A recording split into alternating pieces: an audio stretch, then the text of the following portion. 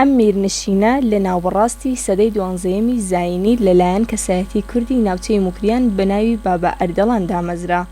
دیارە ئەگەرچی مێژوونووسە فارسەکان نژادی بابا ئەردەڵان و بۆ فارس و عەرەبەکان واتە بنەمای حەسەنی کوڕی عەلی دەگێڕنەوە، بەڵام ئەو بۆچوونانە بە گوێرەی قسەی مێژوونووسان ناچنە خانەی ڕاستیەوە، بەڵکو ئەو کەسایەتیە کوردێکی ناوچەی موکریان بووە و لە کاتی هێرشی تێتەرەکان بۆ ڕۆژهەڵاتی دەوڵەتی عەباسی فەرمانڕەوایەتی ناوچەکانی موکریان و کۆیە و حەریر و ڕەواندز و ئامێدی و شارباژێر و شارەزۆری کردووە و ساڵی 1208 زاینی کۆچی دوایی کردووە.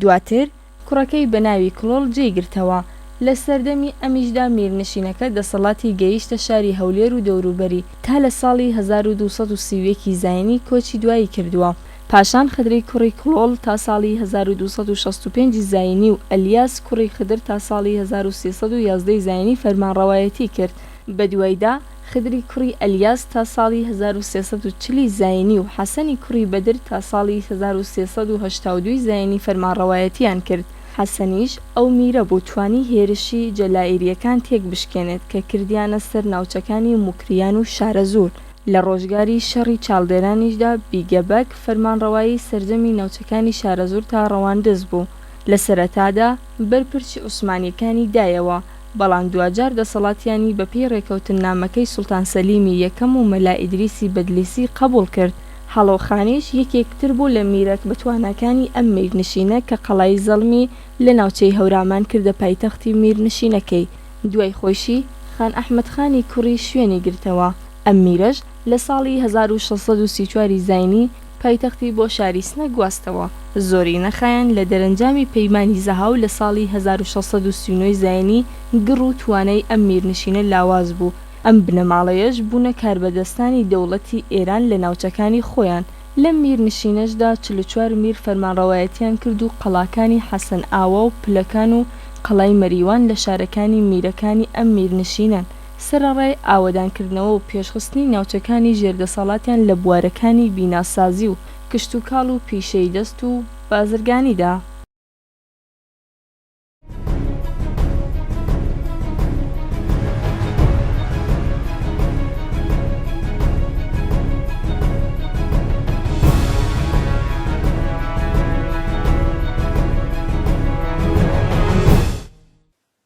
بینەرانی خۆشەویست سڵاو، ئەم کاتەوە هەموو کاتێکی ژیانتان باش. بۆ پێشکەشکردنی ئەڵلقەیەکی دیکە لە زنجیرە ئەڵلقەکانی مێژووی کورد هاتووینەتەوە خزمەتتان. هیوادارم تا کۆتایی بەرنامەکە لەگەڵمان بن. لە ئەڵلقەکانی پێشووتردا وێڕای میوانی بەرنامە مامۆستا کامران منتک گەیشتینە لاپەڕەیەکی دیکە لە مێژووی نەتەوەکەمان کە بە مێژووی نوێ ناسراوە. هەر لە دوای هێرشی سوپای ئیسلام بۆ کوردستان و داگیرکردنی ئەم سەرزەوینە بەرەبەرە و دوای چەند ساڵێک لەبوونی پەیوەندی لە نێوان خەڵکانی ناوچەکە و سوپای داگیرکەر و کەلتوری داگیرکەر و هەروەها بوونی زەبروزەنگی لە ڕادەبەدەر بۆ وەرگرتنی ئاینی ئیسلام و هەڵگەڕانەوە لە ئاینی پێشووتری خۆیان، خەڵکانی ناوچەکە کەوتنە ژێر کاریگەری ئەم ئاین و ئایدئۆلۆژیە و زمان و کەلتور و ئاین و بیرروباوەڕەکانیان بە بوونی ئەو ئایدئۆلۆژیە تازەیە ئاسمیلە بووە لە ناو ئەوە توایەوە. دانیشتوانی ئەو کاتی کوردستان بە وەرگرتنی ئاینی تازە لە واقعە کەلتورێکی نوێیان لە کەسانێک وەرگرت کە خاکەکەیانیان داگیر کردبوو و لە ڕووی واقعیشەوە کەلتورێکی نامۆ بە دابوونەریت و مێژویان بوو. بەڵام بەهۆی لەبەرکردنی بەرگی ئاینی و لە سەرەتاکانە بوونی زەبروزەنگ هەروەکە ئاماژەم پێدا و چەندین هۆکاری دیکە ئەو کەلتورە توانی جێگای خۆی لە مێشک و هزری هەندێک لە خەڵکانی ناوچەکەیە بکاتەوە. خۆدی ژئۆپۆلیتیکی کوردستان واتە بوونی کوردستان لە ناوچەیەکی دەوڵەمەند و بەپیت و دواترەکانیش و لەو سەردەمەیشە قەرارگرتنی کوردستان لە نێوان دوو دەوڵەت یان دوو ئیمپراتوریەتی بەهێزی ناوچەکە و جیهان واتە ئیمپراتوریەتی عوسمانی و سەفەوی ئەم ناوچەیەی لەو سەردەمەیشە تووشی دەیان شەڕی نەخوازراو دەکرد کە ئەگەر نەڵین هەمویان بەڵام زۆربەی هەرە زۆریان لەسەر کوردستان و بێ بەشداری و بەدوو لە خواستی خەڵکی کورد بوو. ئەمە لەلایەک لەلایەکی دیکەیشەوە زاڵبوونی بیری ئاینی بەسەر بیرۆکەی نەتەوەیدا تا ڕادەیە کاریگەری نەرێنی لەسەر سەرهەڵدانەکان و شۆڕشەکانی ئەو کاتی کوردستان دادەنا. ڕاستیەکی دیکەش ئەوەیە کە ناوچە شاخاویەکانی ڕۆژهەڵاتی ئاسیای بچووک و ڕۆژاوای ئێران و باکوور و باکووری ڕۆژهەڵاتی عێراق کە بە کوردستان دەناسرێن بە درێژایی قۆناغەکانی مێژوو یارمەتیدەری دروستبوون و سەرهەڵدانی دەوڵەتێکی بەهێز نەبووە لەبەر چەند هۆکارێک لەوانە سروشتی شاخاوی ناوچەکە کە ناوچەکەی کردووە بە چەند بەشێکی جیاجیاوە ئەگەرچی ناوچەکە یەک سروشتی دانەبراوە لە یەکتر. یەکێکی دیکە و هۆکارانە کە دەتوانین ئاماژەی پێ بدەین سەختی دابینکردنی بەرهەمە ئابوووریەکان بووە لەم ناوچەیەدا. یەکێکی دیکە لە هۆکارەکان کە دەتوانین لێرەدا ئاماژەی پێ بدەین بوونی چەندەها نەتەوە و زمان و شارستانیەتی جیاواز لە ناوچەکە و دەوروبەری بووە. یەکێکی دیکە و شایەدیش گرنگترین خاڵ ئەوە بووە کە بوونی چەندەها دەوڵەتی زلهێز لە دەوروبەری کوردستان بە درێژایی قۆناغە جیاجیەکانی مێژوو بووە بە هۆکاری ئەو ڕاستیانە. لەسەر ئەو ڕاستیانەی کە ئاماژەم پێدا و ڕەنگە کۆمەڵێک هۆکاری دیکەیش هیچ جێگای سەرسوڕمان نییە و سەرنج نییە کە لە قۆناغی مێژووی کۆندا و لە کوردستان لە بری یەک دەوڵەتی بەهێزی یەکگرت و چەندین دەوڵەتی وەک لۆلۆبی و گوتی و ئۆراتۆ و میتانی و میدی و هەتا دوایی و لە قۆناغی مێژووی ناوەڕاست یان ئیسلامیدا چەندین میرنشینی نیمچە سەربەخۆی وەک ڕەوادی و دۆستەکی و مەروانی و حەسنەوی و شەدادی سەر هەڵبدا. هەر ئەو واقعە سەپێنراوەش بەسەر خاکی کوردستان و میلەتی کووردا سەر لە نوێ لە قۆناغی مێژووی نوێدا خۆی دووبارە کردەوە و چەندین میرنشینی دیکە دەرکەوتن کە بەشێک لە مێژووی نوێیان دروست کرد. ئەوەی لەم باسەماندا ئاوەڕی لێ دەدەینەوە ئەو میرنشینە کوردیانن کە لە نێوان سەدەکانی 16 بۆ 19 زاینی ڕۆڵی بەرچاویان لەسەر خاکی کوردستان بینی و بەشێک لە ڕووداوەکانی مێژووی نوێیان دروست کرد. لەم میرنشینە کوردیانەش ئەتوانین ئاماژە بەمانە بدەین. میرنشینەکانی ئەردەڵان، بادینان، بۆتان، سۆران، بابان، هەکاری، زەند و هەروەها فەرمانڕەوایانی برادۆست و شەهیدانی قەڵای دمدم. بۆ زیاتر شیکردنەوەی ئەم باسە دەچمەوە لای مامۆستا کامران و دواتر دێمە وڵاتان.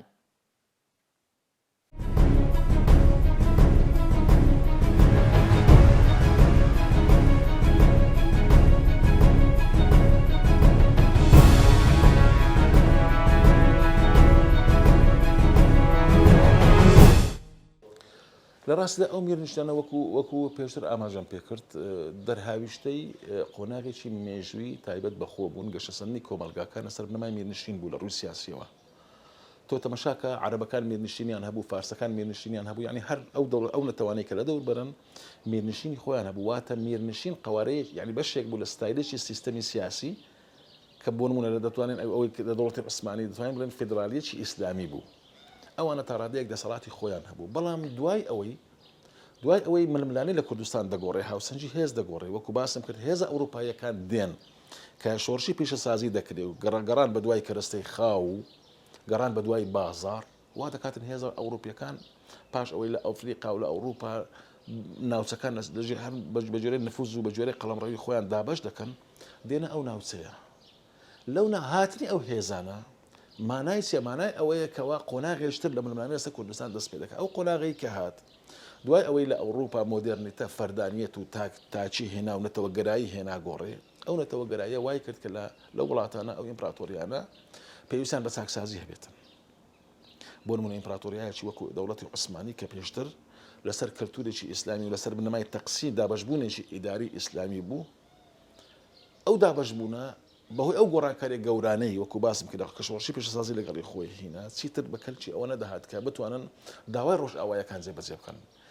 یعنی لە زیاتی ئەوەی پەیوەندەکە سوڵتان بێتن بە میرنشینەکەی داواکان بکە کە ئەو باز و سەرازی باز و خەرازی بۆ کۆ بکاتەوە یا سوپای بۆ بنێرێ دەبێت پێویستە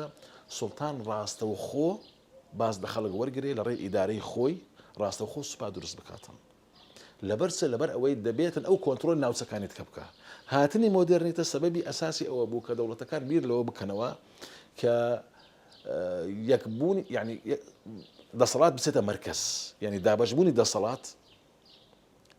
نەمێنێ وەکو پێشتر. میرنشینەکان مانای دابەشبوونی دەسەڵات هەر میرێک زۆرێک لە دەسەڵاتی خۆی هەیە کەم یا زۆر بە جۆرەی قۆناغەکان گۆڕایە. بەڵام کە دێتە سەر سەدەی 19 تەماشا دەکەی بیر لەوە دەکرێتەوە کە دەسەڵاتەکان لە دەست میرنشینەکان بسەندرێتەوە بگەڕێتەوە دەست بستە ئەستەمبۆل ئەستانە یاخود بچێتە تاران. لێسەندنەوەی میرنشینەکان لەسەر بنەمای وەکو باسم کە لەسەر بنەمای گەشەسەندنی مۆدرنیتە و پەرستەندنی بازارە بۆیە کار لەسەر ئەوە دەکرێتن مۆدرنیتە سەرەتا کورد توانی استفادە لێ بکە. یعنی لە سەرەتای سەدەی 19 بە تایبەتی لە 1970 بەدوا بۆ منە میرنشینی سۆران توانی زۆر بەهێز بێتن توانی بەهێز بێ و تەنانەت بەشێک لە چاودێران پێ وایە میرنشینی سۆران لەگەڵ کوڕەکانی محەممەد علی ئیبراهیم پاشا و ئەوانە هەوڵیان داواکەوە بەیەکەوە ئەو لە میسر هات بەرەو شام و لە لێرە ڕاب کەوڵدن ئیمپراتۆری عوسمانی بڕوخێن و دابەشی بکەن ئەو تەسەوراتانە ئەو بۆ چوونەنە ئەو وێناکردن ئەگەرسی من پێم وایە زیادە ڕۆیشی پێوەیە بەڵام ماناشی وایە هێزەکە گەشەی کردی هێزەکە گەورە بووە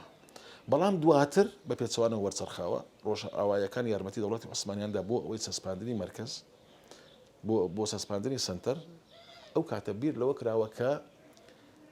ئەو میرنشینانە یەک بە یەک بڕوخێندرێ چاکسازی کە پرۆسی چاکسازی دەستی پێکرد لە پاش پرۆسی چاکسازی یعنی هاتنی پرۆسی چاکسازی لە دەوڵەتی عوسمانی بۆ نمونە هاوکات بوو لەگەڵ ڕوخاندنی میرنشینە کوردیەکان ئەوەی خاڵێکی گرنگە لێرەیە وەکو باسم کرد لە پاش شەڕی چاودێرانرا کە گۆڕانکاریەکی نوێتر بەسەر جیۆپۆلیتیکی کوردستان داهات هەتا لە ڕووی استراتیژیشەوە تەماشا دەکەی نزیکبوونی کوردستان بەسەر بەریتانیەکان ئینگلیزەکان پێیان وابوو کە ڕووباری فورات ڕۆژئاوای سنووری هندستانیتیان لەبەرەوەی کوردستان یا فورات بە شێوەیەکی گشتی ڕاستەوخۆ بە بەرژەوەندی بەریتانیەکان و بە ئاسایشی نەتەوەی بەریتانیەکان بەسترایەوە چونکە ئێمە دەزانین فەڕەنسیەکان کە ململانیان لەگەڵ بەریتانیەکان دەکرد لە سەردەمی ناپلیۆنی کاریان لەسەر دەیانزانی بەریتانیەکان لە شەڕی ئەرمادە 1580 ڕ ببوونە هێزێکی زۆر گەورە لە ڕووی هێزێکی دەریاوانی گەورە هیچ هێزێک یعنی ڕێزبەند یەکەمیان گرت بوو لەبەرەوەی ئەو کەسانەی هەوڵیان بدابایە کە ململانەی هێزەکانی بەریتانیا بکەن دەبوایە دەیانزانی لە ڕووی دەریاوانیەوە ناتوانن بەسەریان دازاڵ بدە بێنە سەر وشکانی ناپلیۆن ئەو بەختەی خۆی تاقی کردەوە و هاتە مەسر و لەوێ ڕاهات بەڵام نەیتوانی سەرکەوتن بینی کەواتە ئەو ناوچەیە بۆ ئەوەی لە ململانێ بتوانێت هێزی بەریتانیەکان کە جیهانیان کۆنتترۆل دەکرد ئەو باڵا دەستیان لێ بستینەوە دەبواە تۆ بازارەکانیان بخەیە مەترسیەوە سەرچاوی کەرەستەی خاو و هەروەها بازارەکانیان یعنی لە شەڕی کیشوەرەکانەوەی لە مابین ناپلیۆن و لە مابینی بەریتانیا ڕوویدا یەکێک لەوانەیە وای کرد کە بەریتانیا سەرکەوتن بێنێ ئەوە بوو کە هندستانیان هەبوو پێیان دەگۆ گەوهری تازی بەریتانی کوردستان مەسەڵ وەکو باسم کرد پێیان وابوو فورات دەکا سنووری ڕۆژ ئاوای هندستان مانای وایە لە ڕووی استراتیژیەوە خاچی کوردستان بە چوارچێوەیەکی فراوانتر بەستراوە یعنی تۆ تەماشاکە ئێمە تازە باسی میرنشینی سۆرانمان کرد میری ڕواندز لێرە ڕادەڕوا بەرەو چێ دەڕوا بەرەو ماردین دەڕوا ینی ئەو سنوورە گرنگەی مەسەن ڕووباری فورات دەخاتە مەترسیەوە لە کاتێکە هەر لە 1934 ڕ کۆمپانیا بەریتانیەکان کار لەسەر ئەوە دەکەن ڕووباری فورات دەڕێی دروستکردنی ڕووبارە کار لەسەر ڕووبارەکەی گەورە بکەن یعنی لە دەریای سپیەوە ناوچەی کوردستان ئەو ناوچەیە بە کەندا و بەستنەوە یعنی شەریکەی جسنیان دامەزاند ئەو شەریکە کاری لەسەر کرد 2 ساڵش کاری لەسەر کرد مانای وایە گەشە سەندنی میرنشینێکی کوردی لەو ناوچەیە هەڕەشەی لە چ دەکرد هەڕەشەی لە جیۆپۆلیتیکی ئەو ناوچەیە دەکرد هەڕەشەی لەوە دەکرد کە بتوانێت ئیمپراتۆریای عوسمانی بخاتە مەترسیەوە کە ڕوخانی ئیمپراتۆریای عوسمانیش کە بەشێکی زۆری نفوزی بەریتانیەکان ئەوەی لێبوو زیانێکی زۆری بە هاوسەنجی هێزە ناوچەکە دەگۆڕا لەبەرەوەی تەماشا دەکەی بەریتانیەکان بە شێوەیەکی ڕاستەوخۆ یارمەتی عوسمانیەکان دەن بۆ ئەوەی میرنشینەکان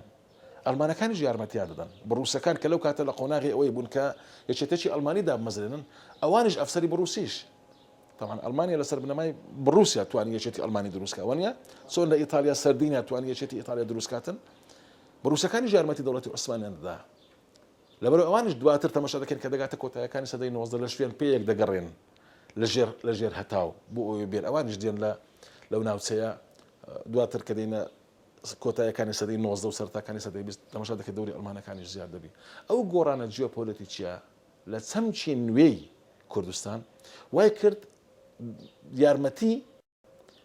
دەوڵەتە مەرکەزەکان بدرێت بۆ ئەوەی ئەو مەترسی هەیە لەو میرنشینان نەمینێ بۆیە قۆناغی لە ناوبردننی ئەو دەسەڵاتە مەحەلیانە دەست پێ دەکا و دەسەڵاتە لۆکالیانە کە میرنشینی کوردەکانە لەبەرەوە من پێم وایە زۆر کەس بەڕاستی لەوانەی کە لەسەرەوەیان نووسە باس لەوە دەکەن هۆکاری ڕووخانە میرنشینە کوردەکان ناتەبایی میرەکان یەک نەگرتنی میرەکان و یعنی کۆمەڵێک هۆکار دەینەوە کە من پێم وایە ئەوانە هۆکاری بنەڕەتی نین لەبەرەوەی هۆکاری بنەڕەتی ئەو گۆڕانکاریە گەورەیە کە بەسەر جیۆپۆلیتیکی کوردستان داهاتە و قۆناغا لە نەتیجەی گەیشتنی مۆدێرنیتە بە کوردستان لە نەتیجەی فراوانبوونی ململانەی لە کوردستان لە دوو جەمسەرەوە بۆ فرە جەمسەری وای کرد کە کوردستان چەمکێکی تر بەخۆوە بگرێ ئەو چەمکە بۆ هۆی ڕوخانی میرنشینە کوردەکان تۆ تەماشاکە تاوەکو ئەو قۆناغەش ناڕوە دەسەڵاتی سیاسی کوردی سەر هەڵنادا یعنی 200 زۆر جار من کە باسی 200 کردی هەندێک لە نووسرا ڕخنیان لێگرتی مەدەڵەن ئەو 200 لە چێ هێناوە تۆ لە سەرەتای سەدەی هەژدە وەرگرە لە سەرەتای سەدەی هەژدا تاوەکو سەدەی بیستم دەسەڵاتێکی سیاسی کوردی نابینێ یعنی لە پاش ڕوخانی میرنشینەکان نزیکەی 150 ساڵ 200 ساڵ دەسەڵاتێکی سیاسی کوردی نامین ئەو قۆناغە ڕێک قۆناغی مۆدرنیتەیە لە کوردستان قۆناغی هاتنی مۆدرنیتەیە بەڵام دوای ئەوە کە قۆناغی پۆست مۆدرنیتە دەست پێ دەکا و دوو جەمسەری دەڕوخێتن و بلۆچی ڕۆژهەڵات دەڕوخێت ئەو کاتە دەرفەتێک بۆ دەسەڵاتی سیاسی کوردی دروست دەبێتەوە تەماشا دەکەی لە باشووری کوردستان هێزش کە دروست دەبێت قوارەیەکی سیاسی کوردی کە ئێستا ئەمە لەو قۆناغەدا دەژین سەر هەڵدا خاڵێکی تر کە من پێم وایە زۆر گرنگ بوو لەوەی کوردستان بکاتە جێ چاوی هەموو لایەکی وەکو باسم کرد لە لای فڕاد لە لایەکی کە مەترسی ڕووسەکان بوو یعنی مەترسی ڕووسەکان یەکێک لەو مەترسیانە بوو کە ماڵوێرانێکی زۆری بەتەنها بۆ کورد نەهێنا بۆ ئەرمەنەکانیشی هێنا هاتنە خوارەوەی ڕووسەکان لە باکوورە و لە سنوورەکانی باکووری کوردستان وای کرد کە ببێتە هۆکارێک بۆ لە ناوبردنی ئەرمەنەکان هەروەها بێتە هۆکارێکیش بۆ زیاتر کۆنتترۆلکردنی کوردستان یەکێک لە قۆنسوڵەکانی بەریتانیا لە بەغدای لە 1947 وابزانم ناوی ڕاوڵسن ئەگەر لە فکرم یعنی گەر لە یادم نەچوو بێتن دەڵێ ئەگەر بەریتانیا بێوێ سنوورەکانی خۆی هەڕەشەکانی مەترسیەکانی رووسیا کەم کاتەوە پێویستە لە دەریای سپینا و ڕاستەوە سوپاکانی خۆی ڕێک بکە تاوەکو دەگاتە پردێ ئێرە ئاڵتون کۆپری هەیە لێرە لە نزیکە لێرە پێویستە لێ ڕات دیوارێک دروستکە بەرامبەر هاتنی هێزی ڕووسەکان لە ڕووسەکان بوورە زۆر لە نووسەرەکان دەڵێن ڕووسەکان بەرەو ئاوە گەرمەکان دێنە خوارێ وانە ینی خەونی ڕووسەکان لە بەرەوەی دەریاکانی رووسیا لە زستانان دەبستی و مەسلەی کەشتێوانی تێدا ناکرێتن لە بەرەوەی پێویستیان بۆ بگەنە ئاوی گەرمەکان چێ دەریای سپینا و ڕاستە کەنداوە وانە بۆ گەیشتنی ڕووسەکان بەو ئاوەش ئەو ڕێیانەی کە پێدێن هەموو کوردستانە یعنی ئەو ڕێیانەی کە دێن هەر سێ ڕێ کوردستانە ڕێیەک دێتەوە منتقی ڕوانز ڕێک دێتە منتقی خانەقین ڕێک دەستە دیاربەکر وان و دەستە سەدەریای سپینا و ڕاست لەبەر ئەوە مەترسی ڕووسەکان هەروەها گۆڕانی جیۆپۆلیتیک و باسم کرد ئەوانە هۆکاری زۆر گرنگ بوون لە ڕووخانی میرنشینە کوردیەکان یعنی گۆڕینی ستایلی سیاسی قوارەی سیاسی قوارەی فەرمانڕەوایی کردن و بەهۆی هاتنی مۆدرنیتە وەکو پەیامێکی مۆدرنیتە ئەو میرنشینانەی لە ناوبرد کە ئەوانە من پێم وایە هۆکاری سەرەکی بوون ڕووخانی میرنشینە کوردیەکان نەک ململانەیەکان وەکو هۆکاری ناوەخۆ کاریگەریان هەبووە ئەگەر میرەکان یەکتریان بکردەوە ئەگەر کورد پەیامی خۆی هەبا وەکو باسم کە لە سەردەمی مەلای ئیدریسی بەدلیسیش ئەگەر کورد هێزی خۆی هەبا و ئایدۆلۆژیایەکی بۆ خۆی دروست ینی پەیامێکی بۆ خۆی دروست کراوە لە دەوری هێزەکانی خۆی کۆ کردباوە دەیتوانی هێزێک لە ناوچەکە دروستکە یعنی نێوان دوو هێز دەیتوانی هێزێک دروستکە ئەگەر چی کارێکی سەخت بوو بەڵام یەکڕێزی و بوونی پەیامێکی دیار وەکو پەیامی شیعی پەیامی سونی بوونی پەیامێکی دیار بۆ کورد ئەو کاتە دەیتوانی کورد بەرەو پێشەوە بڕەوە ئەوەی کوردی دەیتوانی بەڵام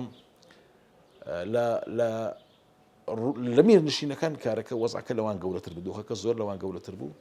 بۆیە من پێم وایە ئەوانەی کە بۆ هۆکاری ڕووخانی میرنشینەکان زیاتر هۆکاری دەرەچین تۆ تەماشاکە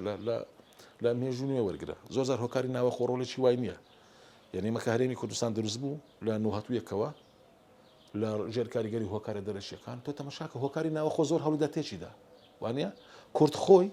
لە نوهەتوو دووە هەموو شەڕی ناوخۆی کرد و دەستی سوپاکانی ڕاکێشە ئێمە مەترسی تاران و مەترسی ئەنقەرەمان هەوێ وانە خۆ ئێمە هێزەکانی مە هەمویان ڕایان کێشە تارانیان ڕاکێشە ئەنقەرەیان ڕاکێشە بەڵام لەگەڵ ئەوەی بەغدایان ڕاکێشە ئەو هێزانەی کە دوژمنی کوردی ناوانیان هەموو ڕاشە بۆ سەرقاچی کوردستان ئەگەر هۆکارەکە ناوخۆیی باە دەبوایە ئەزمموی کوردستان تێک بچی بەڵام لەبەر ئەوەی ئەو ئەزمونە وابەستە بوو بە منزومەیەکی سیاسی فراوانتر کاریگەرێکی ئەو توی نەبێت ئێستا هەرێمی کوردستان بەهێزترە لەو کاتیوانە بە هەمان شێوە ئەگەر بەتەنها هۆکاری ناوخۆیی باە یاخود ئەو هۆکارە ناوخۆیانە ئەوەندە گرنگ بانە کە میرێک کوڕێک لەگەڵ باوکی یا برازایەک لەگەڵ مامی پەیوەندەکانی کار بکاتە ڕووخانی میرنشینەکان من پێم وایە ئەوەندە گرنگ نەبوو تۆ تەماشاکە خۆ ئێستاشێتی پارتی ئامۆزا و برانی نەوانە ئەوان مەسن لە هەر بەشێک لای ئێرانی دەگەێت بەشێک لای سەفەوەکان دەکرد ئێستا ئەوان بەهۆی دابەشبوونە جوگرافیەکەیەوە کە هەمان سیناریۆ خەریکە بە شێوەیەش نوێ دابەش دەبتەوە کەوتوتە ژێر نفوزی ئێران و سیاسەتی ئەوان پیادە دەکا و یعنی بەشێکە لە هاوپەیمانەتی ئەوان لەبەرەوە بۆ سونی مەڕووخانی مێنشینە کوردەکان لەو قۆناغەدا هاتنی مۆدررنیتە گۆڕانی پێگەی استراتیژی و جیۆپۆلیتیکی کوردستان بوو لەو قۆناغەدا من لەگەڵ ئەو نووسینانە نیم کە باسەوە دەکەن ئەو هۆکارە لاوەچیانە باز دەکەن بە هۆکاری ڕووخانە مێنشینەکان بەڵکو هۆکاری سەرەکی ئەو گۆڕانکاری گەورە بوو کە لە ڕووی ئابووری لە ڕووی استراتیژی لە ڕووی هاوسەنجی هێزەوە ڕوویدا کە بووە هۆی گۆڕینی بایەخی خاچی کوردستان لەبەر ئەوەش ئەو گۆڕینە بەردەوام دەبێت تاوەکو کە دەگاتە جەنجی جیهانی یەکەم و سەرەتای سەدەی بیستەم لە دوو بەشەوە نامێنێتەوە دابەشبوونی کوردستان چۆن ململانەیەکە لە نێوان دوو هێز دەبێت هۆی دابەشبوونی کوردستان بۆ دوو پارچە لە سەرەتای سەدەی 16 وانە بە هەمان شێوە کە ململانەیەکە دەبێتە فرەهێز فرە جەمسەر سیستەمی فرە جەمسەری پێدەن هەتا وەکو لە پەیوەندی نێودەوڵەتیەکانیش سیستەمی فرە جەمسەری قۆناغی سیستەمی فرە جەمسەری پێ دەڵێن کوردستان دابەشەکە بۆ چار پارچە لەبەر ئەوە بە بۆچوونی من بیرکردنەوە لە کوردستان لەسەر بنەمای نەتەوەیی لەسەر بنەمای مرۆڤ بەتەنها تێگەیشتنێکی ڕوونمان بۆ مێژووی کورد نیشان نادا تۆ ناکرێ مەسەڵەن لەسەر ئاست لەسەر بنەمای مرۆڤەکان و توانای مرۆڤەکان مێژووی قۆناغێک بنووسیەوە بەڵکو لەسەر بنەمای ئەهمیەتی ئەو پێگەیە ئەو خاکەی کە مرۆڤەکانش لەسەری دەژین زۆرجار ئەو خاڵی یەکلای کەرەوە دەبی وەکو ئەوەی لە کوردستان ڕوویدایە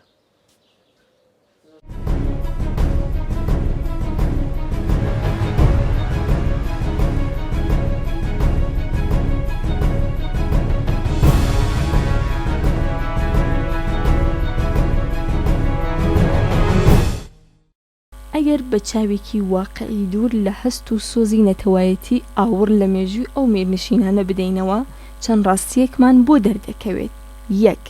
هەر میرنشینە و لە ناوچەیەکی بەرفراوەندە و دامەزراو لەسەر سیستمی ڕژیمی پشتاوپشت فەرمانڕەوایەتی کردووە.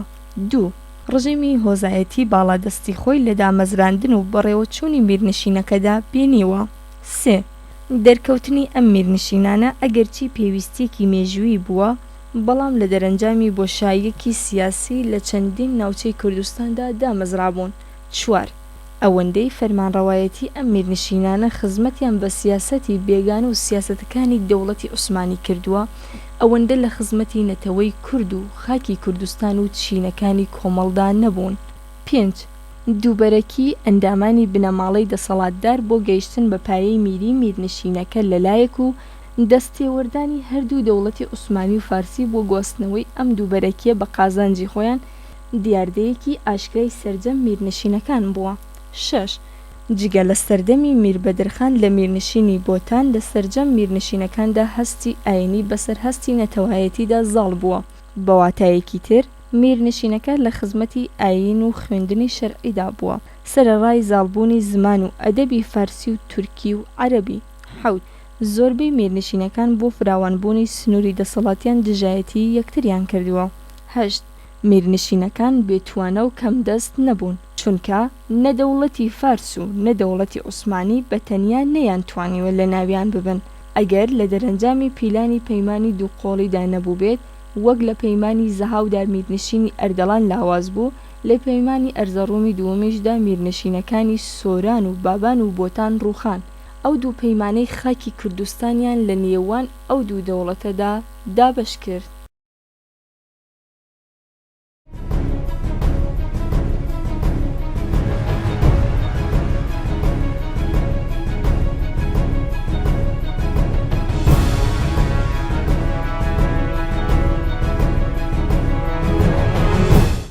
مەسەلەی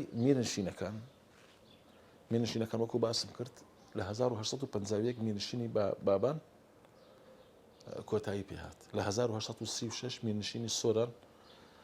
میری ڕواندز کۆتایی پێهات لە 1947 میرنشینی بۆتان بەدرخان پاشا کۆتایی پێهات لەگەڵ کۆتایی هاتنی میرنشینی کوردەکان دەسەڵاتی سیاسی کوردی دەگۆڕێ دوای ڕووخانی میرنشینەکان ئەو شۆڕشەی کە دەست پێ دەکات بۆ گەڕانەوەی دەسەڵاتی میرنشینەکان شۆڕشی یەزدان شێرە 1956 کە شەڕی کریم لە مابەینی ڕووس و دەوڵەتی عوسمانی دەقۆزێتەوە بۆ ئەوەی دوای ئەوەی کەوا عوسمانیەکان ئەو بەڵێنانە جێبەجێ ناکەن کە پێیان دابوو وانە بەرامبەر کۆمەڵێک بەڵێن وایان کرد کە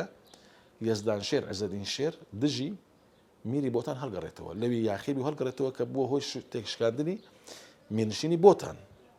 بەڵام کە تورکەکان لە 1940 هەتا وەکو 1953 لەو ماوەیە کە بەڵێنەکانیان جێبەجێ ناکەن تەماشا دەکەی شەڕی کریمیش دەست پێ دەکات لە مابینی رووسیا و لە مابینی دەوڵەتی عوسمانی یەزدانشێر ئەو دەرفەتە دەقۆزێتەوە و هەوڵی گەڕانەوەی مێنشینەکەی خۆی دەداتن هەوڵی گەڕانەوەی دەسەڵاتی سیاسی کوردی دەداتن بەڵام دواتر شکست دەینی لەبەر ئەوەی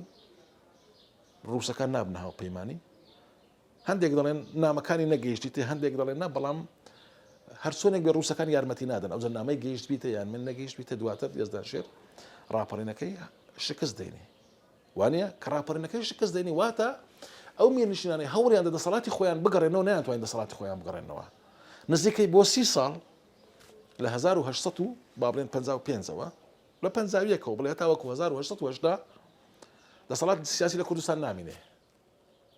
لەو ماوەیە حکمی ڕاستەوخۆی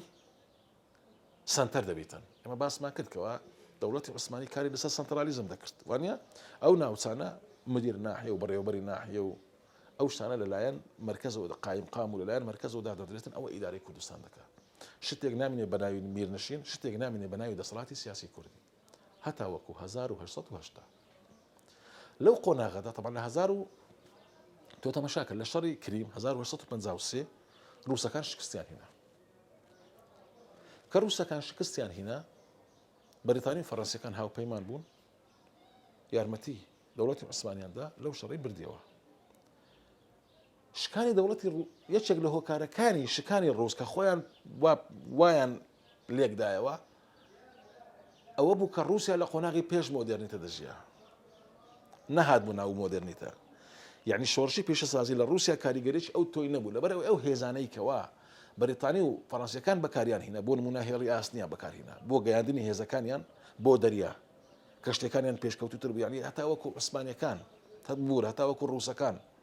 لە مۆسکۆوە بە وڵاخ و بە عارەبانەی هێزەکانی خۆیان گەیاندە شوێنی شەڕ تەماشا دەکە هێزی بەریتانیەکان گەیشتنێ لەبەر ئەوە ئەو شکستە بۆ هۆی ئەوەی کە رووسا کار لەسەر بە مۆدرنیزەکردنی وڵاتی خۆی بکە ئەو هەوڵی بۆ دابشکردنی دەوڵەتی عوسمانی لە 1953 شکستی هێنا بەڵام خەونەکەی شکستی نەهێنا لە 1970 رووسیا تاگلایەنە بڕیار دەکە کێشەی ڕۆژهەڵات چارەسەر بکات کێشەی ڕۆژهەڵات دواتە دابشکردنی دەوڵەتی عوسمانی لەبەر ئەوە لە ناو خۆی عوسمانیش لەو کاتە گەشە سەردنی سیاسی لە ناو عوسمانی کۆمەڵێک تەیاراتی چاکسازی خواست ریفۆرمیست هاتبوونە ئارا ئەو چاکسازیانە بیریان لەسەر ئەوە دەکردەوە کە دەوڵەت عوسمانی دەبێت بەو شێوەیە بگۆڕێ کە دنیا گۆڕایە ئەوانە لەژێر کاریگەری ئایدۆلۆژیەکانی ئەوروپا هەوڵیان دەدا لە جیاتی عوسمانی بوون تورک بوون بکەنە پێوەر وەکو باسم کرد سەدەی 19 سەدەی قۆناغی گەشەسەندی ناسیۆنالیزمە یعنی ناسیۆنالیزمی تورکی لەو قۆناغەدا بیر لەوە دەکردەوە کە دەوڵەتی عوسمانی بە شێوەیە کار بکاتن کە تورک ببێتە سەرەوە نەک عوسمانیەکان یعنی مەسەلە دینەکان پشتگوێ بخاتن مەسەلەی ڕەگەز ببێتە پێوەر ئەوانە توانیان لە 1975 یەکەم دەستور دابنێن و زمانی تورکی بکەنە زمانی ڕسمی ئەوە گۆڕانکاریی زۆر گەورە بوو مەبەستم لەوەیەکەوە دەوڵەتی عوسمانی لەو قۆناغەدا لە کۆمەڵێک کێشەی ناوخۆ دەژیا لە ڕووی ئابووری ئەو هەموو شەڕێک ئەو هەموو شەڕکردنە ئابووری داتەپاند بوو ئابووری دەوڵەتی عوسمانی داتەپینی ئابووری مانای وایە دەوڵەت زیاتر باز دەسەپێنی زیاتر باز سەپاندن و زیاتر سەربازگرتن خەڵک ماندوو دەکا وانەیە چ لە ڕووی ئابووریەوە چ لە ڕووی مرۆییەوە بۆیە تەماشا دەکەی ئەو بارودۆخەوای کرد کە رووسیا دیسا بیر لەوە بکاتەوە دەوڵەتی عوسمانی بە یەکلایەنە دابەش بکە لەبەرەوە لە 1970 پەلاماری دەوڵەتی عوسمانی دەن ناوچەیەکی زۆر دەگرن شەڕەکە ساڵێک دەخایێن 1970 کە شەڕی تورکی ڕووسی پێ دەڵێن لەو شەڕی تورکەکان خراپ دۆڕان رووسەکان مؤتەمەری سان ستیڤانۆیان بەسەردا سەسپاندن طبعا مؤتەمەری سان ستیڤانۆ کۆمەڵێک ناوچەی لە دەوڵەتی عوسمانی کردەوە دایە رووسیا مانای چیەوە مانای وایە هاوسەنجی هێزی ناوچەکە کردەمە خستەمە ترسیەوە رووسیا دەبێتە ئەژدیهایەکی گەورە بەرامبەری عوسمانیەکان دەبنە هێزێکی بچووک کە ئەوە دەبێتە هۆکاری ئەوەی سەر لە نوێ داڕشتنەوەی نەخشەی سیاسی ئەو ناوچەیە ئەو داڕشتنەوە تاگلایەنەش لە بەرژەوەندی رووسەکان دەبێت لە بەرژەوەندی بەریتانی و فەڕەنسیەکان نابێ یعنی لە بەرژەوەندی هێزەکانی تر نابێت کە ململانە سەر ئەو ناوچە دەکەن لەبەر ئەوە تەماشا دەکەی دۆخەکە دەچێتە ئەوەی کە بە شەڕ بێن دیسان شەڕ یعنی خەریکە بەرەو شەڕێشکە دەڕوا لەو کاتەدا ئەڵمانەکان کە لە 1970 یەکێتیشیان دروست کرد بوو ئەڵمانیایەکی گەورە لەو 38 دۆمینەی کە مقاتعی کە دروستیان کرد بوو پێکەوەیان نبوو دەوڵەتێکیان دروست کرد بوو یەکێتیشیان دروست کرد کە پێ دەگوترا ئەڵمانیا ئەوان ئەو دۆخەیان قۆستەوە هەموو لایەنەکانیان کۆ کردەوە بۆ ئەوەی دانیشن کۆنگری بۆ ئەوەی ڕێکەوتنامەی سان ستیڤانۆ گۆڕانکاری بەسەردابینن یعنی ڕێکی بێخنەوە هەمواری بکەنەوە لەبەر ئەوەی لە بەرلین کۆنگرەیەک بەسترا ئەو کۆنگرەیە پێ دەڵێن کۆنگرەی بەرلین دواتر معاهدەی بەرلینی تێدا چوو لە معاهدەی بەرلین تەمان باسی چاکسازی لە دەوڵەتی عوسمانی دەکات باسی کۆمەڵێک شت دەکات بەڵام ئەوەی پەیوەندی بە کوردەوە هەیە مادە 61 کە باسی چاکسازی دەکات لە ژیانی ئەرمەنەکان پاراستنی ئەرمەنەکاندا دەستی کوردەکان ینی باسی کورد ناکە وەکو قەوارەیەکی سیاسی تۆ تەمەشاکە لەبەر ئەوەی ئەرمەنەکان لۆبی ئەرمەنی لە ئەوروپا بەهێز بوو یعنی چینی تەکنۆقراتی ئەرمەنی بەهێز بوو پیشەساز و سەنعەتکاریان بەهێز بوو لە ئەوروپا دەیانتوانی کاریگەریان هەبێت لەسەر سنتەری بڕیاردان لەبەرەوەی ئەوانتانیان لە ڕێکەوتن لە کۆنگرەی بەرلین جێپێ خۆیان بکەنەوە لە مادەکە بەشێک باسی وان بکرێ بەڵام دیارە پێکهاتەی کۆمەلگەی کوردی پێکهاتەیەکی خێڵەکی بوو سەنعەتکار لە ناو کورد زۆر کەم بوو چینی تەکنۆقرات چینی ئەفەندی نەگەیشت بۆ ئاستێکی پێویست بۆیە لە کورد لۆبی کوردی لە ئەوروپا بەو شێوەیە نەبوو کورد نەیتوانێت لە کۆنگرەی بەرلین وایان هەست کرد نەیتوانێت لە کۆنگرەی بەرلین شوێنی خۆی بکاتەوە باسکردنی ئەرمەنیەکان و باسدەکردنی کوردەکان و بەکارهێنانی ئەو خاڵە لەلایەن دەوڵەتی عوسمانیەوە وای کرد کە کێشەکە بە ئاراستەیەشکە بڕوە و سەرباری ئەوەی بوونی تورکیزم پانتورکیزمەکان یعنی مەسەلەی ناسیۆنالیستی تورکی پێشتر کە دەچوونە شەڕێک دەیانگوت ئێمە عوسمانیەکان بردمانەوە بەڵام لە شەڕی ڕووسی تورکی کە ئەگەر شوێنشیان بکرد بە دەیانگوت ئێمە تورک بردمانەوە یعنی باسی تورک کرا باسی عوسمانی نەدەکرا ئەوە وای کرد کە طبعا شێخ عوبەیدوڵڵای نەهری کە چوونە ئەو شەڕە وەکو غەزا چوون لەبەرەوەی سوڵتان عەبدولحەمید کە لە 1976 کە ڕێفۆرمیستەکان هینایانە سەر دەسەڵات و کۆمەڵێک مەرجیانە سەر سەپاند ئەویش لە بەرژەوەندی و شەڕێکی وا بکرێت لەبەرەوەی ئەویش بۆ ئەوەی ئەو شەڕە قۆستیەوەش ئەو شەڕی قۆستەوە بۆ ئەوەی باڵادەست بۆ ئەوەی دەستور تەجمید بکە ڕاگرێ کارکردن بە دەستور ڕاگرێ هەروەها بۆ ئەوەی بتوانێت مەلملانەی ڕێفۆرمیستەکان بکە ئەوان بکاتەوە یعنی لە هەموو بەرژەوەندەکان بۆیە شێخ عوبەیدوڵڵای نەهریش لەو کاتە کە چوون لە شەڕی تورکی ڕووسی کە دەوڵەتی عوسمانی سوڵتان عەبدولحەمید بانجی غەزایدا مسلمانەکان هەموو بەرەو پیری چوون یەک لەوانەیە کە چوون شێخ عوبەیدوڵڵای نەهری بوو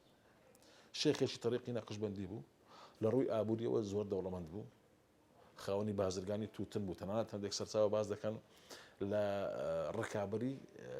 کۆمپانیای ڕێجسی فەڕەنسی دەکرد لە تووتن خاوەنی زیاتر لە 200 گوند یعنی کەسێک بوو کەسێکی دەوڵەمەند بوو کە چووە غەزایە ژمارەی زۆر مرید و خەڵکی بەگەری چونچوونە غەزایە بەڵام دیارە ئەو هێزەی دەوڵەتی عوسمانی ئەو هێزە ماندیە ئەو چەکە بەرامبەر سوپای ڕووس دیسان خۆی نەکرد وەکو باسمان کرد کە شکستیان هێنا کە ئەوان گەڕانەوە ئەوانش بیریان لەوەی کردەوە دەبێت کورد شتێک بکە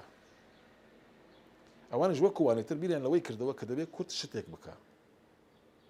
لێرە کۆمەڵێک بۆ چوونی جیاواز هەیە شێخ عوبەیدوڵڵای نەهری هەستا پەیامی بۆ سەرۆک هۆزەکان و یعنی ناودارەکانی کورد نارد بۆ ئەوەی کۆ ببنەوە لە کۆبوونەوەکەیان باسییان لەوە کرد کە ئەوانش دەبێت یەکێتیی کوردان دروستکەن ئەوانش قەوارێکی سیاسی خۆیان هەبێت لە کتێبەکان زۆر باسی دەوڵەتی کوردی دەکەن بەڵام من پێم وایە ڕەنگ بێتن ئەوانەی کە باسی بە چەمچی دەوڵەت باسییان کردیا ئەو کەسانە بوونەکە وەکو ڕاپۆرتیان لەسەر نووسینە یعنی نووسینەکانی ئێمە لەسەر دۆخی ناوخۆی کوردستان و گەشەسەردنی کۆمەلگایی کوردی نییە یعنی ئەو نووسینانەی کە باسی شێخ عوبەیدوڵڵای نەهری دەکەن پشت بەستراوە بەو راپۆرتانەی کە لەلایەن سیخوڕەکانی ئێرانی وانەیە لەلایەن سیخوڕەکانی بەریتانی سیخوڕەکانی فەڕەنسی سیخوڕەکانی ئەڵمانی ئەمریکی یعنی لەلایەن غیری کوردەوە راپۆر لەسەر بار و دۆخی شۆڕشەکە نووسراوە بەرز کراوەتەوە بۆ قۆنسولیات و بۆ وەزارەتی دەرەوەی خۆیان ئێمە هاتوونە کارمان لەسەرەوی کردیە لەژێر ڕۆشنای ئەو دۆکیومنتانە دەمانێت دۆخی کوردستان شێ بکەینەوە کە لە ڕاستیدا وانە لەبەرەوەی شێخ عوبەیدوڵڵای نەهری خۆی کە لە ناوچەی شەمزینان بوو وانە لە ناوچەی نەهری بوو لەژێر دەسەڵاتی ئیمپراتۆری عوسمانی بوو بەڵام پەلاماری ئێرانیدا یعنی تۆ ڕاستە هێزەکانی دابش کرد بەشێکی بۆ منطقی ئامێدی و بەشێکی بۆ ڕۆژهەڵاتی کوردستان یعنی بەڵام قورسایی ڕاپەڕینەکەی خستە ڕۆژهەڵاتی کوردستان زۆر لە نووسەرەکان پاساو بۆ ئەوە دێنەوە لەبەر ئەوەی لەو کاتە لە ڕۆژهەڵاتی کوردستان هێزی زیاتر بوو خەڵکەکەی لایەنگری لەوێ زیاتر بوو دۆخی دەوڵەتی سەفەوی دەوڵەتی قازاریەکە بوو تەبعاً لەو خۆناغا لە دەوڵەتی عوسمانی خراپتر بوو یعنی بۆیە ئەو بۆشایی لەوێ هەبوو زیاتر هێزەکانی ڕادەشێشە لەوە لە دەوڵەتی عوسمانی هەبوو بەڵام بە پێچەوانەوە ئەگەر بخوێنی ئەگەر تەماشای ئەو قۆناغە بکەی دەوڵەتی عوسمانی تازە لە شەڕ دەرچوو بە شکستی وانە دەوڵەتی عوسمانی لە شەڕی رووسی تورکی شکستی هێنابوو دۆخی عوسمانیەکان زۆر لە دۆخی قازاریەکان خراپتر بوو لەبەرەوە ئەگەر ئەو هێزە تەنانەت هەندێک پێیان وایە من لەگەڵیشەوە بەڕاستی ئەو هێزە ئەگەر بچووە بەرەو دەوڵەتی عوسمانی ڕەنگ بێ کاریگەرێکی زۆر خراپی هەبوو من پێم وایە لێرە ڕەنگ بێ گۆڕینی ئاراستەی هێزەکانی شێخ عوبەدوڵڵای نەهری لەژێر کاریگەری بەریتانیەکان دابوو بێ بۆ ئەوەی ئەو هێزە زیاتر فشار نەخرێتە سەر دەوڵەتی عوسمانی ئەو دەوڵەتە نەگۆڕێت چونکە دەوڵەت نەڕوخێ چونکە ڕوخانی دەوڵەتی عوسمانی وەکو باسم کرد هاوسەنجی هێزی لە ناوچەکە هەموو دەگۆڕی کە لەو خۆناغەدا لە بەرژەوەندی بەریتانیەکان نەبوو هەندێک لەسەر چاوەکان ڕێک بێتن باز دەوە دەکەن کە دەوڵەتی عوسمانیش دەستی لەوەدا هەبوو بەڵام من پێم وایە یەکێک لەو هۆکارانەی کە ڕێک بێتن بەرژەوەندی بەریتانیەکان بێتن بۆ ئەوەی ئەو هێزانایە ڕووسەکان بخەنە مەترسیەوە وانە شەڕی تورکی ڕووسی وەکو باسم کە رووسیا وەکو هێز دەرهات بوو ئێران هاوپەیمانی ڕووسەکان بوو دەوڵەتی عوسمانی خۆی لەولایە بێ هێزە بۆ ئەوەی بیانێ فشار بخەنە سەر ڕووسەکان هێزەکانیان فشاریان خستە سەر ئێران لەبەرەوە تەماشا دەکەن لەو کاتە ڕووسەکانیش هێزیان دێنە سەر سنوور یعنی کە ڕاپەڕینی شێخ عوبەیدوڵڵای دەبێتن کوردەکانیش هێزیان دێنە سەر سنوور ئەوانە مانای چە مانای ئەوەیە ڕاپەڕینەکە زۆرە فەوزایەکی پێوەیە ئێمە هاتوونە گەورەمان کردووە یعنی لەناو کورد چۆن ڕەوگەیەک هەیە کە دژمنانی کورد نووسیتیانەوە هەمیشە هەوڵیان داوە مەسەلەکان بچوو بکەنەوە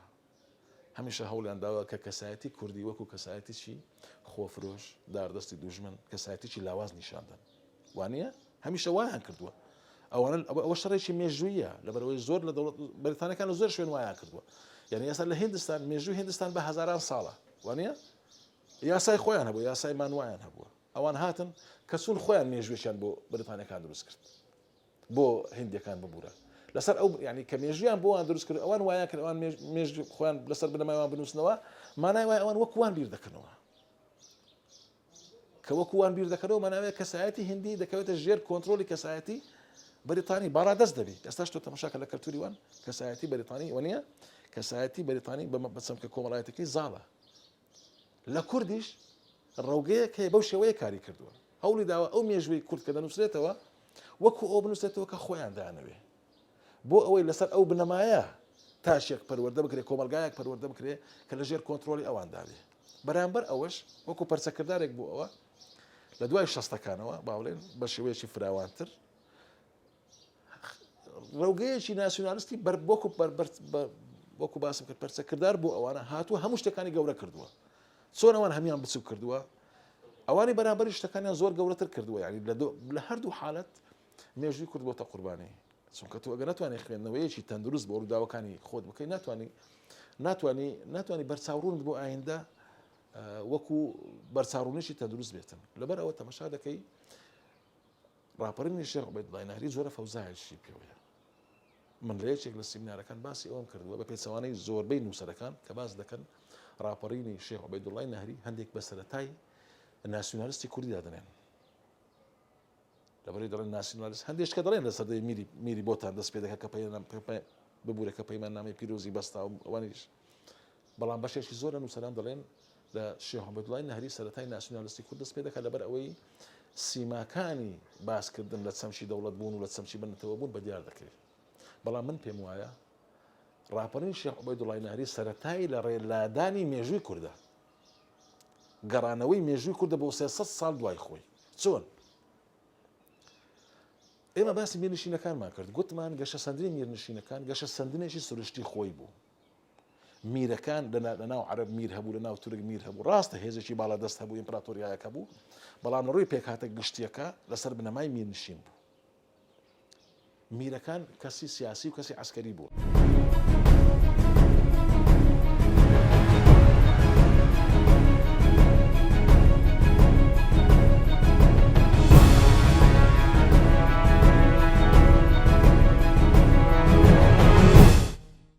ئەم میرنشینە لەلایەن میر بوداغبەگی بەبە کوڕی میر عەبداڵبەگی موکریان لە ساڵی 1650 زاینی دامەزرا، هەر بە ناوی خۆشیەوە ناونرا بەبە یان بابان. لە ماوەی دەسەڵاتیشیدا توانی لە ناوچەی پشدەرەوە بەرەو شارە زۆر بنەماکانی میرنشینەکەی بەهێز بکات. دواتر خێڵەکانی لاجان و زەرار و ناوچەکانی شارباژێر و کەرکووک بخاتە ژێردەسەڵاتی خۆیەوە. شوێنی استراتیژی ئەم میرنشینە لە ناوچە سنووریەکانی هەردوو دەوڵەتی فارس و عوسمانی وای کرد بەردەوام چاوی پیلانگێڕی و دژایەتیکردنی لەسەر بێت. هەمیشە هەوڵ بۆ لاوازبوونی میرنشینەکە و بنەماڵەکەی بدەن و بیانکەن بە گەژ یەکتردا. ئەمە و سەرەڕای کێشەی ئەم میرنشینە لەگەڵ میرنشینی سۆران لەسەر دەسەڵاتدارێتی کوردستانی باشوور و ناوچەکانی حەریر و کۆیە. لە ماوەی 200 ساڵی تەمەنی ئەم میرنشینەشدا چەند میرێکی بەتوانا دەسەڵاتیان کەوتە دەست. لەوانە سلێمان پاشای گەورە کە هەوڵیدا دەسەڵاتەکەی بەرەو سربەخۆیی بەرێت، بەڵام دوجار لە ساڵی 1699 زاینی بەهۆی پەلاماری عوسمانیەکانەوە شکستی هێنا و ئاواتەکەی نەهاتە دی. عەبدوڵڕەحمان پاشایش لەو میرە بەتوانایانە بوو کە توانی بۆ ماوەیەک دەسەڵاتی عوسمانیەکان لە ناوچەکانی بخاتە مەترسیەوە. دواتریش ئیبراهیم پاشا بە بنیەتنانی شاری سلێمانی لە ساڵی 1784 زاینی وەک پایتەختێک بۆ میرنشینەکەی گڕ و توانایەکی تری دایەوە بەبەریدا. بەڵام سەرجەم ئەو هەوڵانە لە ساڵی 1850 زاینی لە سەردەمی عەبدوڵڵا پاشا شکستیان هێنا، بەوەی دانی بە نەجیب پاشای والی بەغدای عوسمانی دانا و خۆی وەک کاربەدەستێکی ئەو ویلایەتە ناسی. بەما میرنشینی بابان کۆتایی بە دەسەڵاتی هات و شاری سلێمانی پایتەخت بووە شارێکی سەر بە ویلایەتی بەغداد. ئەو هۆکارانەش کە میرنشینی بابانیان بەرەو هەڵدێر برد ئەمانە بوون: 1. دووبەرەکی نێوان بنەماڵەی فەرمانڕەوا و دژایەتیکردنی یەکتر لەسەر دەسەڵات. 2. باڵادەستی ڕژیمی دەرەبەگایەتی و هۆزایەتی. 3. سەختی ژیانی جوتیار و زەحمەتکێشانی کورد بەهۆی قورسی ئەو باجانەی خراپبووە سەریان. 4. پیلانی هەردوو دەوڵەتی عوسمانی و فارسی بەهۆی پەیمانی ئەرزەڕوونی دووەم لە ساڵی 1847 زاینی و جیاکردنەوەی سنوورەکانی نێوانیان لە هۆکارەکانی ڕووخاندنی ئەم میرنشینە بوون.